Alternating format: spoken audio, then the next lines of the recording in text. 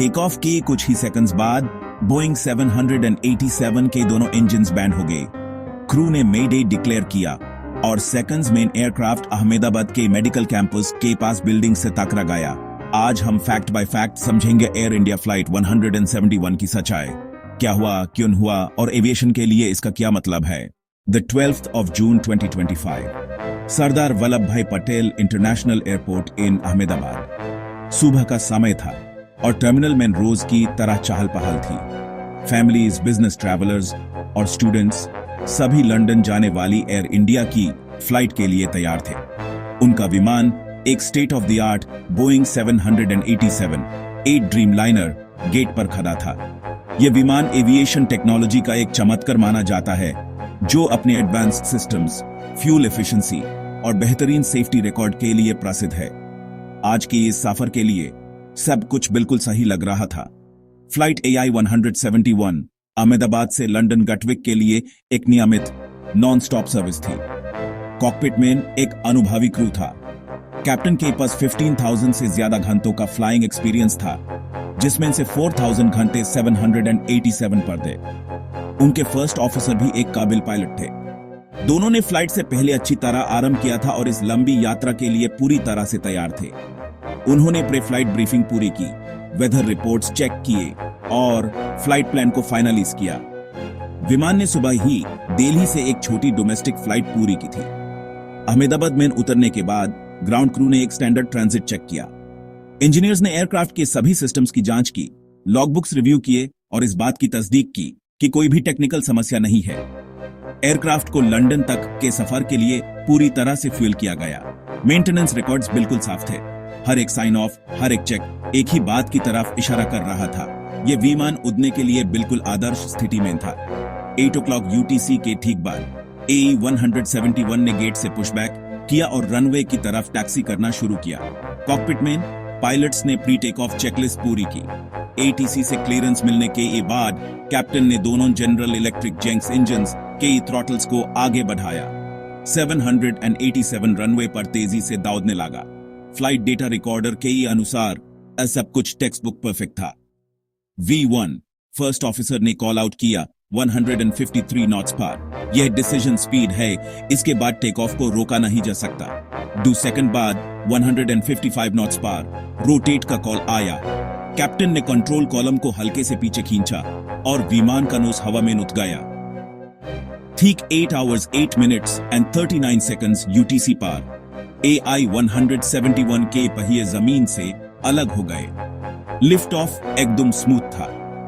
Landing gear retract हो गया और विमान ने अपनी चढ़ाई शुरू की। कॉकपिट में सब कुछ शांत था। ऑटो पायलट एंगेज हो चुका था और विमान निर्धारित रूट पर ऊपर चढ़ रहा था। एयर स्पीड तेजी से बढ़कर 180 नॉट्स तक पहुंच गई और सभी सिस्टम्स ग्रीन इंडिकेटर्स दिखा रहे थे। यह एक बिल्कुल नॉर्मल रूटीन डिपार्चर का हर एक संकेत था। लेकिन फिर टेक ऑफ के 8 सेकंड से भी कम समय में कुछ ऐसा हुआ जो किसी भी पिलोट या इंजीनियर के लिए अकल्पनीय था। कुछ ऐसा जिसके लिए कोई ट्रेनिंग मैनुअल तैयार नहीं करता। कॉकपिट के ओवरहेड पैनल पर स्थित दोनों इंजन्स के फ्यूल कंट्रोल स्विचेस, जो हमेशा रन पोजीशन में लॉक्ड रहते हैं, अचानक कट ऑफ पोजीशन में चले गए। ये स्विचेस इंजन को फ्यूल सप्लाई काटने के लिए होते हैं, एक आखिरी उपाय जो सिर्फ इंजन में आग लगने जैसी गंभीर स्थिति में इस्तेमाल किया जाता है।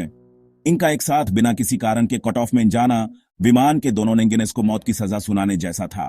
रनवे से टेक ऑफ के कुछ ही पल बाद एयरक्राफ्ट सिर्फ 0.9 नॉटिकल माइल्स दूर अहमदाबाद के एक घानेबाद इलाके में क्रैश हो गया। इंपैक्ट का एपिसेंटर था BJ मेडिकल कॉलेज का हॉस्टल कॉम्प्लेक्स। एक आम दिन की शाम पल भर में एक त्रसरी के मंजर में बदल गई। एक तेज धमाका, आग के गोले और हर तरफ धुएं का गुबार। इमरजेंसी सर्विसेज के लिए यह एक बेहद चैलेंजिंग सिचुएशन थी, जहां उन्हें आग बुझाने और सर्वाइवर्स को ढूंढने के लिए तेजी से काम करना था। क्रैश की वजह से हॉस्टल की इमारत और आसपास के कई घरों को भारी नुकसान पहुंचा। बोइंग 787 ड्रीमलाइनर का मलबा एक बड़े एरिया में फैल गया और एयरक्राफ्ट लगभग पूरी तरह से नष्ट हो चुका था। इस हादसे में विमान में सवार सभी 248 यात्री और 10 क्रू मेंबर्स की जान चली गई। जमीन पर भी इस दुर्घटना ने 2 लोगों की जान ले ली जिससे कुल मृतकों की संख्या 260 हो गई। यह भारत के एविएशन इतिहास के सबसे भयानक हादसों में से एक बन गया। हादसे के फौरन बाद इंडिया के एयरक्राफ्ट एक्सीडेंट इन्वेस्टिगेशन ब्यूरो यानी आईबी ने जांच की कमान संभाल ली। उनका सबसे पहला काम था क्रैश साइट को सिक्योर करना और सबूत इकट्ठा करना। इन्वेस्टिगेटर्स की टीम ने दिन रात एक करके विमान के 2 सबसे महत्वपूर्ण हिस्सों को ढूंढ निकाला, फ्लाइट डेटा रिकॉर्डर और कॉकपिट वॉइस रिकॉर्डर, जिन्हें आम भाषा में ब्लैक बॉक्स कहा जाता है। इन रिकॉर्डर्स में बैंड डेटा और आवाजें इस मिस्ट्री को सुलझाने की चाबी थीं।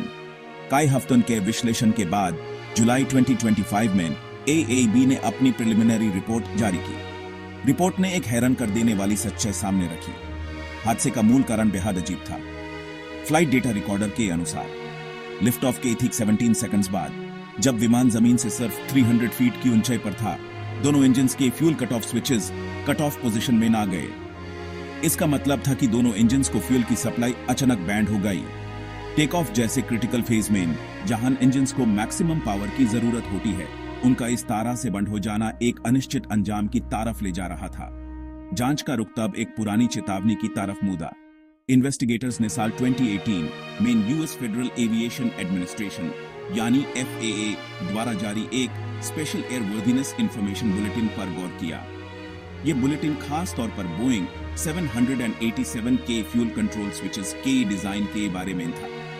इसमें चेतावनी दी गई थी कि इन स्विचेस पर कोई प्रोटेक्टिव कवर या गेट नहीं है, जिसके कारण उन्हें गलती से अनजाने में कट ऑफ पोजीशन में धकेला जा सकता था। FAA ने एयरलाइंस को इस पोटेंशियल खतरे के बारे में सावधान किया था। यह बुलेटिन इस बात का संकेत था कि इस विमान के डिजाइन में एक ऐसी कमजोरी मौजूद थी। इन्वेस्टिगेटर्स ने जो सबसे क्रेडिबल सीक्वेंस बनाया है, वो एक नॉर्मल टेक ऑफ से शुरू होता है। सब कुछ आम था जब तक कि दोनों इंजन मास्टर स्विचेस को कट ऑफ पोजीशन में नहीं कर दिया गया। यह कोई ऑफ स्विच नहीं है। कट ऑफ का मतलब है इंजन्स को फ्यूल सप्लाई पूरी तरह से बैंड कर देना। इसके नतीजे फौरन और कैटास्ट्रोफिक थे।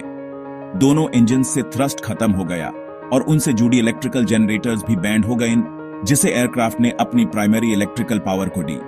कॉकपिट में अंधेरा छा गया, स्क्रीन्स बुझ गए और एक के बाद एक वार्निंग अलार्म्स बजने लगे। इस टोटल इलेक्ट्रिकल फेलियर को रोकने के लिए रम एयर टर्बाइन या RAT, एक छोटा सा प्रोपेलर फ्यूजलाज से ऑटोमेटिकली डिप्लॉय हो गया। हवा के जोर से घूमकर इसने जरूरी फ्लाइट कंट्रोल्स और कुछ बेसिक इंस्ट्रूमेंट्स को जिंदा रखने के लिए थोड़ी सी पावर पैदा की। इस क्योस के बीच क्रू ने प्रॉब्लम को समझने की कोशिश की।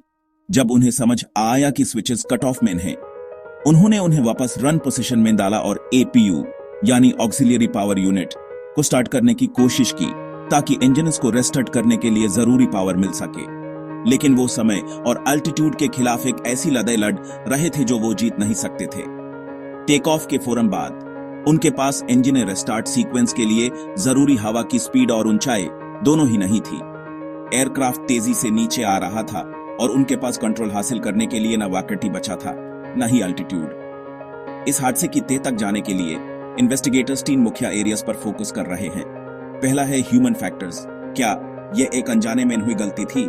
क्या टेक ऑफ के हाई वर्कलोड एनवायरनमेंट में पायलट का हाथ गलती से इन स्विचेस पर लग गया? इन्वेस्टिगेटर्स कॉकपिट एर्गोनॉमिक्स और स्ट्रेस की भूमिका का अध्ययन कर रहे हैं। दूसरा एरिया है मैकेनिकल डिजाइन। क्या इंजन मास्टर स्विचेस के अपर लगे प्रोटेक्टिव गार्ड्स अपना काम करने में नाकामयाब रहे? क्या उनका डिजाइन इतना मजबूत था कि ऐसी गलती को रोक सके? और तीसरा, सिस्टम इंटीग्रेशन। जब इतना बड़ा फेलियर हुआ तो क्या एयरक्राफ्ट के सिस्टम्स ने पायलट्स को साफ जानकारी दी, या फिर वार्निंग्स की झड़ी ने असली प्रॉब्लम को पहचानने में और देर कर दी? मॉडर्न ग्लास कॉकपिट्स में ये एक बहुत बड़ा सवाल है। इस हादसे से मिले शुरुआती सबक एविएशन सेफ्टी के बुनियादी उसूलों को याद दिलाते हैं। सबसे पहला, कॉकपिट इंटरफेस डिजाइन की अहमियत। क्रिटिकल कंट्रोल्स को न सिर्फ अलग से पहचानने लायक होना चाहिए, बल्कि उन्हें ऐसी गलतियों से बचने के लिए फूल प्रूफ भी होना चाहिए।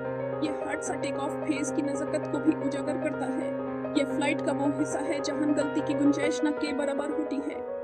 एविएशन सेफ्टी एक्सपर्ट्स अक्सर स्विस चीज मॉडल का इस्तेमाल करते हैं। इसके मुताबिक बड़े हादसे किसी एक गलती से नहीं, बल्कि कई छोटी छोटी कमियों जैसे डिजाइन, इंसानी गलती और हालात के एक साथ आ जाने से होते हैं। यह समझना जरूरी है कि यह कैसे और क्यों हुआ। ह्यूमन एरर, हार्डवेयर फेलियर या दोनों, ताकि हम इस चीज के सुराखों को मार सकें और आने वाले वक्त में ऐसी ट्रेजेडी को रोक सकें। जब तक आईबी की फाइनल रिपोर्ट नहीं आ जाती, ये सब प्रिलिमिनरी फाइंडिंग्स हैं। इस इंतजार के दौरान हम उन सभी लोगों को याद करते हैं जिन्होंने इस हादसे में अपनी जान गंवाई। उनकी याद ही इस जांच का मकसद है, आसमान को सबके लिए सुरक्षित बनाना।